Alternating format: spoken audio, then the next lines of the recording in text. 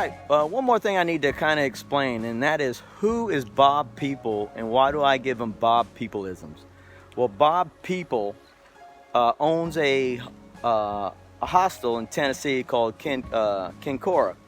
And Bob is in his late 60s, early 70s, and he is the focal point. He's the movement behind what is known as hardcore. And hardcore, Bob goes to Trail Days, which is a hiker festival in Damascus mid-May every year, except this last one because of COVID.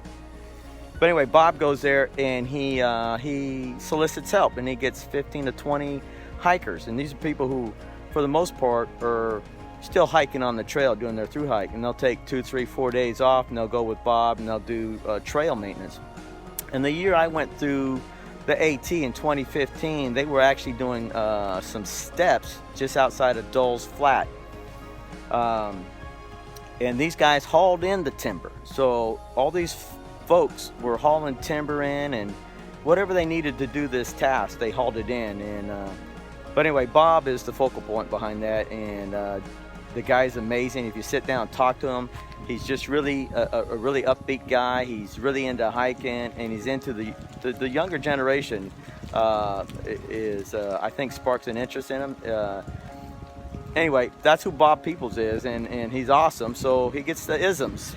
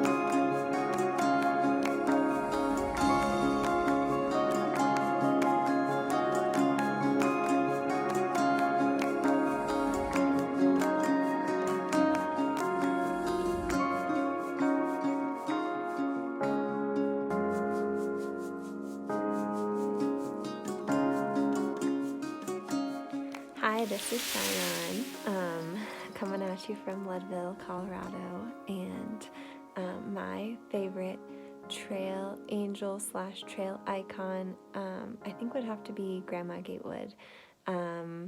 Just her tenacity and her perseverance to attempt to and to actually hike the AT so many times throughout her life is really inspiring.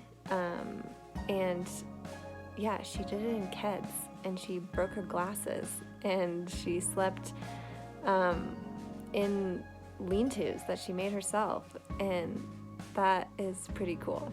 So she's my favorite trail icon. I wish I could meet her and tell her thank you for inspiring me to hike the trail.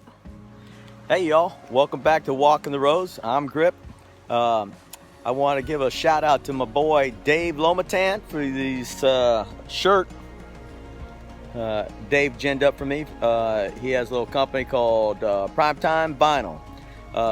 Dave made me a long sleeve and a short sleeve. Dave, thanks a lot for hooking me up with the shirt, man. They're awesome. All right. Hey y'all, Grip here. Earlier I gave a shout out to Dave Lomatan for making these shirts. I wore them one more time. You can see the logo right here. And earlier in the earlier videos, I was supposed to come back and explain walking rose and what that meant. So right off the bat, this thing right here is called a compass rose. Compass rose, walking rose. So it could have easily been called hiking the compass, but I went with walking the rose. It just had a better feel for it for me, and I liked it better. So anyway, compass rose, walking the rose. What we have underneath there is mountain range. Nothing is quite synonymous with outdoor activity as a mountain range. You got mountain biking, you got mountain climbing, you got rock climbing, you got backpacking, you got camping, you got backcountry hiking and backcountry camping. In the wintertime, you got snowboarding and skiing and winter activities. So outdoor activities are synonymous, in my opinion, with the mountain range. So that's why it's there. So anyway, that's the dealio behind walking the roads. I meant to explain that in a couple videos ago. A couple people have called me out on it, saying I'd get back and explain it, and never got back. So here we are. I'm explaining it now. So anyway, walking the roads. Could have been hiking the compass, but you get the gist. All right, grip out.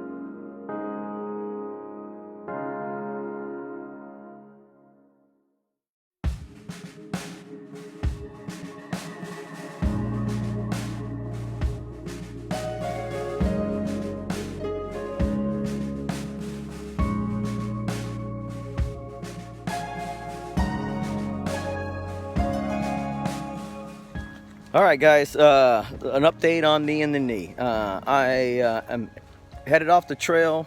I can't continue hiking right now. I have strained the lateral collateral ligament. Yeah, you heard that right, lateral collateral ligament. And I was told to get off of it for 6 weeks. So I'm gonna wrap up the Pinhoti trail videos, and I'm gonna get geared up to get ready to hike the Florida Trail in early January, mid-January. So somewhere between now and the end of my 6 weeks of getting off this left knee, I will do a 5 to 10 mile day hike on the Florida Trail, up on the Blackwater Trails portion of the Florida Trail, to see how the knee handles the stress. I'm hoping if I do what they told me to do, get off of it for the 6 weeks, that I'll be good to go. I injured the knee on the first day, inside the first 3 hours, 4 hours, and my right foot slipped out from underneath me. I was going down, side loaded to the left knee, and that's where the strain on the lateral collateral ligament came in. I hiked the first 0 to 40 miles. And unfortunately, if I have any aspirations of hiking the Florida Trail and the AT again this year, I'm going to have to rest this knee to get it going right. So that's where I'm at with that. And I got some more clips I got to do. We'll finish up this video, and if you guys got any questions or comments, you'll be able to put them down below. All right, grip out.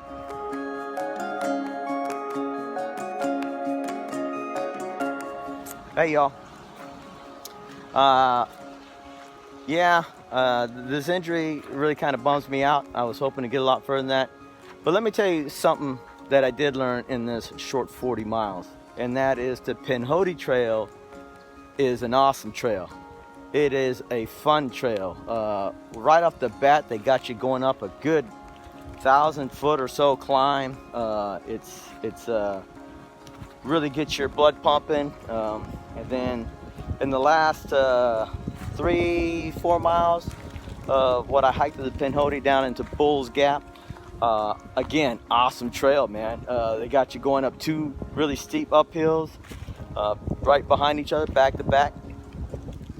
And just the trails in general were a lot of fun to hike. A lot of switchbacks, very challenging. Anybody who's thinking about doing the AT but not sure, the Pinhoti Trail is 340 miles in that neighborhood.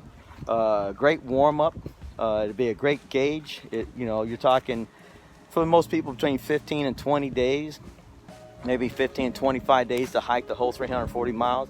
It'd give you a feel for living out of a pack for 15 to 20 days, 25 days, hiking all day. So you get all the benefits of hiking a long trail like the AT, but still you're close enough to call it quits without much setback. But anyway, the Pinhoti Trail, awesome trail. I highly recommend this trail to everybody. the crew that takes care of this trail, they need to have applauds, because these guys are doing an amazing job. They had a couple storms come through, so there's a lot of blowdowns. They've done a really good job at cutting a lot of the blowdowns out of the way. There's still some on the trail, but if you look at it as a whole, man, awesome trail. Regardless if they got all the blowdowns or not, they're working on it. And like I said, highly recommend this trail to anybody who's thinking about getting into hiking or thinking about hiking the AT but have doubts. Jump on this little trail. It's a prover trail for sure. Anyway, appreciate you guys coming along with me. I'll catch up with you soon. Grip out.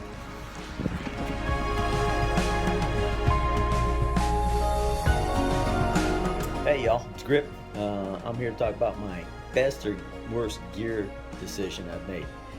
And I would have to say, going back to 2015 when I did my AT through hike, I had an Osprey 70-liter pack, and it was 4.4 pounds empty.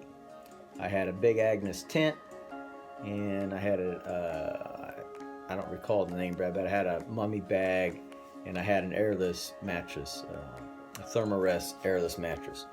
And, all that stuff, my pack, the pack was 4.4 pounds, the tent was 4 pounds, the sleeping bag was 2 pounds, the air mattress was a pound, pound and a half. So anyway, I upgraded. I went with a Z-Pax 55 Art on the pack, which was 21 ounces. I went to a Z-Pax Duplex tent, which was about 21 ounces. I went with a Jacks or Better 0-degree quilt, and I went with a Nemo Tensor 20R sleeping pad. And all that together, my pack is about 5 pounds, 5.5 pounds. Huge difference. I know when I was on my AT through hike, 2 liters of water, 5 days of food, all my gear, my pack was right around 35 pounds. Same scenario today with the Z-Pax equipment and the Jacks are Better and all, the changes I made, my pack hovers around 20 pounds. So that's 10 to 15 pounds I'm not lugging around, and when you start adding up every mile you go, that 10 to 15 pounds really kind of adds up that you're not carrying. So my biggest gear decision, my best gear decision, is actually to upgrade my equipment to something lighter to make it easier on myself. And if I can go back and do it all over again, I would have done it on the AT through hike, because that Osprey pack, as nice as it is, was a big pack, and it was heavy. So anyway, that's Grip's best gear decision. I hope you guys make decisions. Got any questions or comments, put them down below. Be happy to answer. Between now and then, Grip out. Hey y'all, Grip in. Want to say thanks for you guys following me, support me, taking a look at these videos. I really appreciate it. Do me one more favor while you're here. Reach down there, hit that subscribe button. Go over here and hit that like button. And after you hit the subscribe button, you're going to see a bell off the right. Hit that bell. That bell will send you a notification anytime I post a new video. None of that obligates you to anything. It's all free, but it helps me out in the long run. As I said earlier in the video, you see I had knee issues. I'm off the trail, back on the boat. But I'm gearing up to do the Florida Trail. I'll be posting a Florida Trail pre-hike preview of what that's gonna entail. I'll probably also do a gear review at that time. But anything that you guys got between now and then, any questions, comments, by all means, push them down there. I'll get back to you and answer them. As always, man, I appreciate you guys taking a look at this, man. Grip out.